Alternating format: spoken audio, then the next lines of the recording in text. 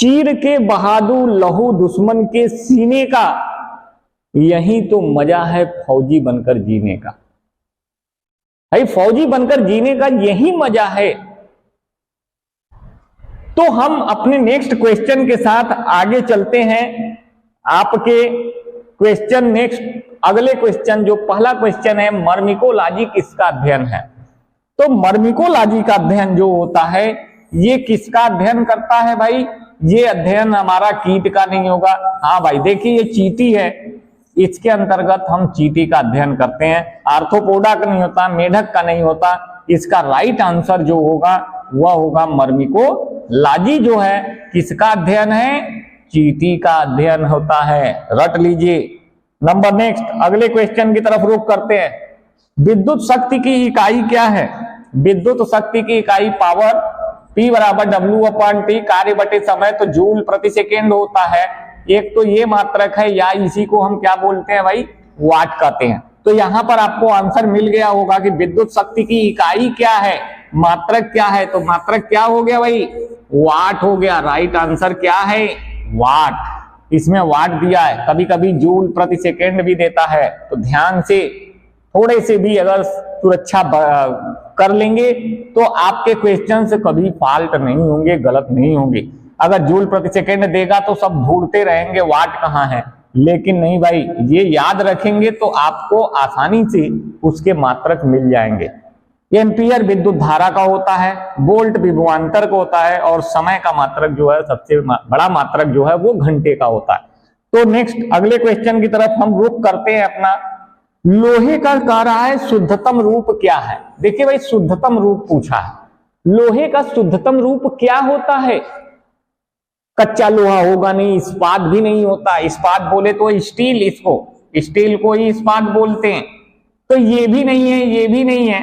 हमारा कौन है भाई? पिटवा लोहा। ये पिटवा लोहा को हम बोलते हैं लोहे का शुद्धतम रूप। याद कर लीजिए, रट लीजिए, यही क्वेश्चन हो सकता है कल के पेपर में आ जाए। जंगरोधी मतलब जंग से रोकना, जंग लगने से लोहे पर रोकता है, तो जंगरोधी। नंबर नेक्स्ट अगले क्वेश्चन की तरफ हम चलते हैं। एसिटिक अम्ल, एसिटिक अम्ल का सूत्र क्या है? देखिए भाई, एसिटिक अम्ल जो होता है, इसको हम सिरके में या विनेगर जिसको बोलते हैं, ये सिरका में पाया जाना वाला है। सिरका में हमारा एसिटिक अम्ल पाया जाता है। ये क्वेश्चन ये भी बनता है। यहां फार्मूला पूछा है, सूत्र पूछा है, तो एसिटिक अम्ल का फार्मूला याद कर लीजिए, CH3COOH। ये एसिटिक अम्ल का फार्मूला है। बाकी इनमें देखिए, ये सल्फ्यूरिक अम्ल है, इसे सल्फ्यूरिक अम्ल कहते हैं। इसे सोडियम हाइड्रोक्साइड बोलते हैं, सोडियम हाइड्रोक्साइड। और इसे बोलते हैं पोटेशियम हाइड्रोक्साइड, पोटेशियम हाइड्रोक्साइड। भाई ये तो अलग हो गया। तो आपको एसिटिक अम्ल क्या है, ये आपका मिल गया, CH3COOH एसिटिक अम्ल का सही फार्मूला है। नेक्स्ट अगले क्वेश्चन की तरफ चलते हैं हम। वर्षा के जल का पीएच मान। पीएच मान में आपको बता दें कि जो पीएच स्केल होता है 0 से 14 तक होता है भाई। इसमें जो यहां पर होता है, जो मध्य में होता है 7, ये उदासीन होता है या न्यूट्रल होता है। 7 से नीचे की तरफ जाता है तो ये अम्ल होता है, और 7 से ऊपर की तरफ जाता है और 14 तक जाता है तो ये होता है क्षार होता है। तो वर्षा का जल जो होता है ये शुद्धतम जल माना जाता है, इसलिए ये उदासीन होता है, न्यूट्रल होता है। इसलिए वर्षा के जल का पीएच मान कितना होगा? वह 7 होता है। इस पर आधारित तमाम चीजें आपको पीएच मान पर पूछता है। रक्त का पीएच मान क्या होगा? तो रक्त का जो होता है वो पीएच मान आप जान नहीं रहे हो। जो पीएच मान है रक्त का, तो रक्त का आपका 7.4 होता है। दूध का पीएच मान आपसे पूछता है तो ये 6.4, ये दूध का पीएच मान ऐसे हो जाता है। तो ये पीएच मान अलग अलग आपको दिखाई देगा। तो ध्यान रखना, दूध हमारा थोड़ा सा जो है वो एसिड मीडियम में होता है, अम्लीय मीडियम में। लेकिन रक्त जो होता है वह किस मीडियम में होता है? वह क्षारीय मीडियम में होता है, क्षार में होता है। तो नेक्स्ट क्वेश्चन, अगले क्वेश्चन की तरफ हम चलते हैं अपना। एक अश्वशक्ति कह रहा है, एक अश्वशक्ति या हार्स पावर, एक हार्स पावर यानी 1 HP ऐसे कर लिखा जाता है, 2 HP लिखा जाता है, इस तरह से तमाम क्वेश्चन लिखे जाते हैं। तो 1 HP में जो होता है 746 वाट होता है। कितने भाई? 746 वाट के बराबर। तो ऑप्शन आपको मिल गया होगा, कहां है? ये होता है एक अश्वशक्ति बराबर 746 वाट के बराबर होता है। फिर इसी में पूछता है 1 किलोवाट बराबर क्या होता है? तो 1 किलोवाट बराबर होता है 1000 वाट। ये 1000 वाट के बराबर हो जाएगा। तो इन दोनों में से तमाम क्वेश्चन हमेशा बार बार पूछते रहते हैं। ये भी वेरी वेरी इंपॉर्टेंट है भाई क्वेश्चन, नोट कर लीजिएगा, रट लीजिए, याद कर लीजिए। नेक्स्ट क्वेश्चन, आगे की तरफ हम चलते हैं। रक्त परिसंचरण की खोज किसने की थी? रक्त परिसंचरण तंत्र की खोज, ब्लड सर्कुलेटरी सिस्टम का खोज किसने किया था? तो हम जान रहे हैं कि खोज करता है भाई विलियम हार्वे। विलियम हार्वे को कहते हैं रक्त परिसंचरण तंत्र का खोज। और स्टीनर जो है वह रक्त समूह का खोज किए हैं। तो रक्त समूह में हमारे जो है ये रक्त समूह है। तो रक्त समूह के लिए जब देखते हैं तो रक्त समूह हमारा ए बी और ओ होता है। तो ओ जो होता है ये सर्वदाता होता है और ए बी जो होता है वह सर्वग्राही होता है। सर्वदाता मतलब सबको दे सकता है, यानी सभी को देगा ओ, लेगा सबसे ए बी। ध्यान रखना, ए बी सबसे लेना है। ये भी क्वेश्चन आपसे बार बार पूछता रहता है इस पर रिलेटेड। तो यहां पर है रक्त परिसंचरण तंत्र की खोज किसने की है? तो राइट आंसर होगा विलियम हार्वे ने किया था रक्त परिसंचरण तंत्र की खोज। नेक्स्ट अगले क्वेश्चन की तरफ हम बढ़ते हैं। टमाटर में कौन सा अम्ल पाया जाता है? टमाटर में भाई अभी हमने बाद में इसके पहले वाले पेपर में भी हमने आपको बताया था कि ये टमाटर में कौन सा अम्ल पाया जाता है। तो आप ध्यान रखिएगा, टमाटर में हमारा कौन सा पाया जाता है? ऑक्सैलिक अम्ल पाया जाता है टमाटर में। टमाटर है, चने की पत्ती है, इनमें जो है ऑक्सैलिक अम्ल पाया जाता है। एसिटिक अम्ल अभी आपको हमने बताया ये सिरका में पाया जाता है, विनेगर जिसको कहते हैं। मैलेइक अम्ल सेब में पाया जाता है, सेब में जो सेब आप खाते हो उसमें जो है मैलेइक एसिड पाया जाता है।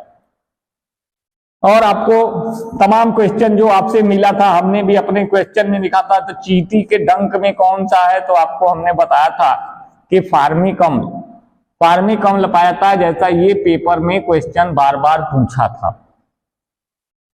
तो ये सब क्वेश्चंस आप याद रखें, हो सकता है कल के पेपर में आपको यही क्वेश्चन हूबहूब मिल जाए और मिलेंगे भी। नंबर नेक्स्ट, अम्ल वर्षा का क्या कारण है? Acid rain.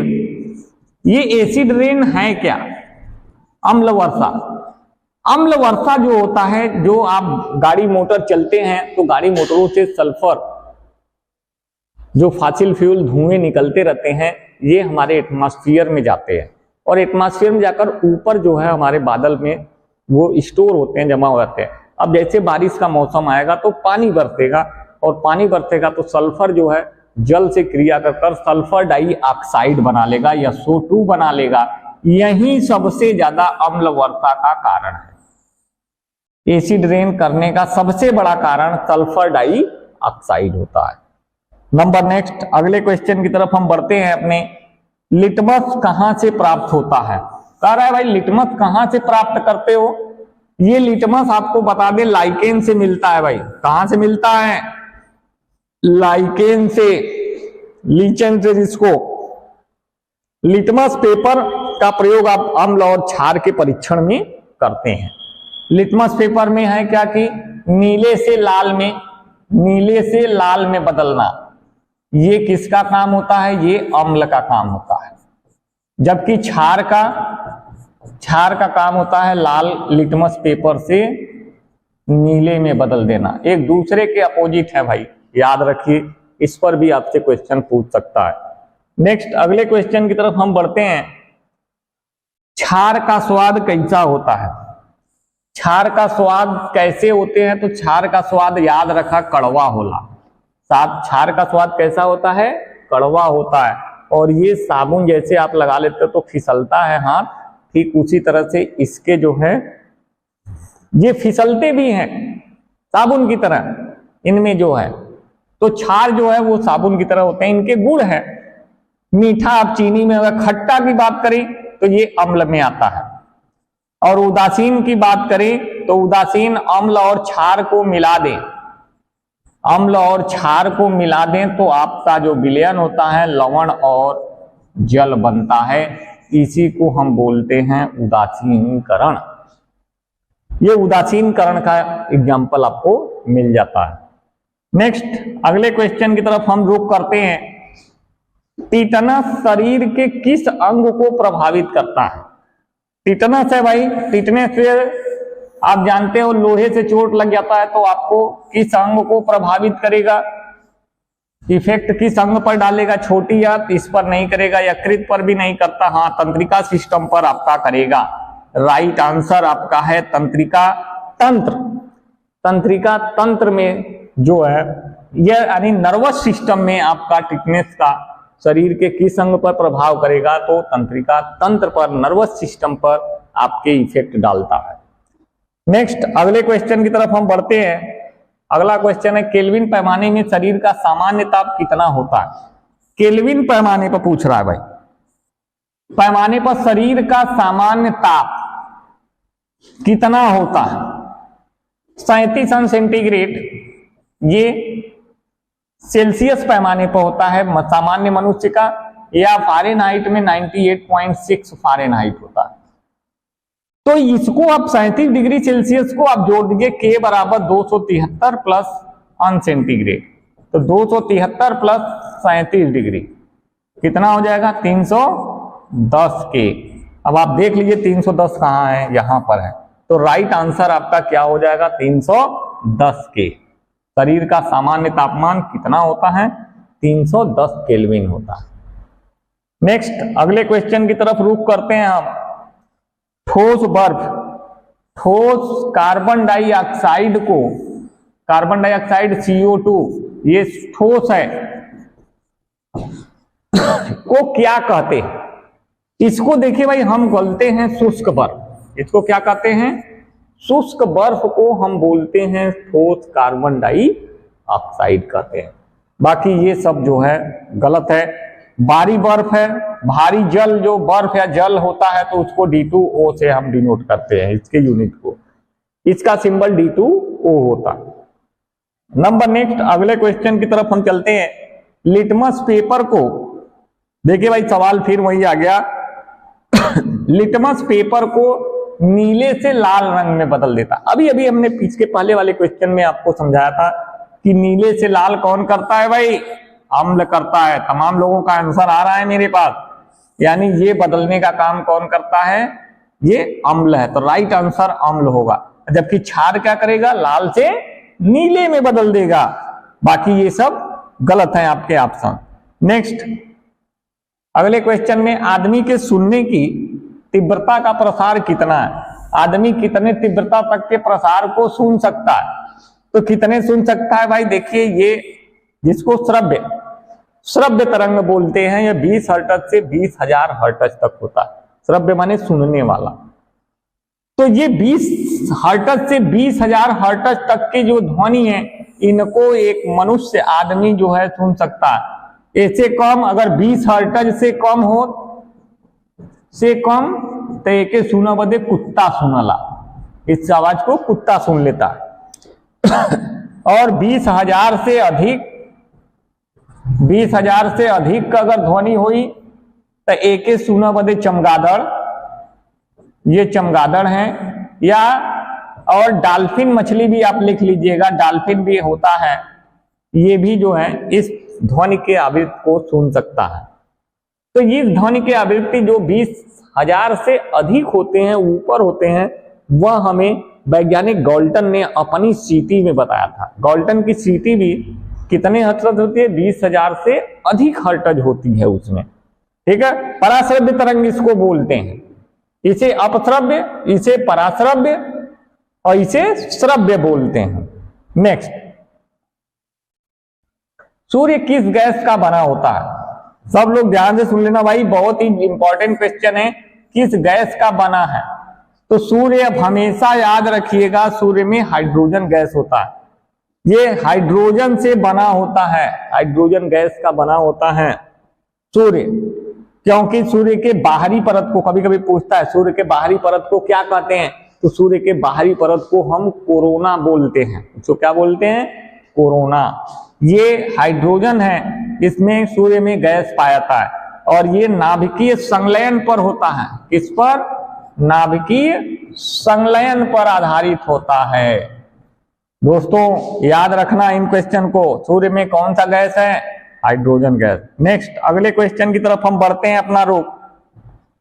अगले क्वेश्चन में गाजर आ गया।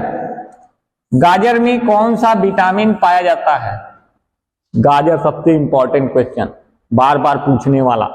ये गाजर में हमेशा आपको ध्यान रखिएगा विटामिन ए मिलता है।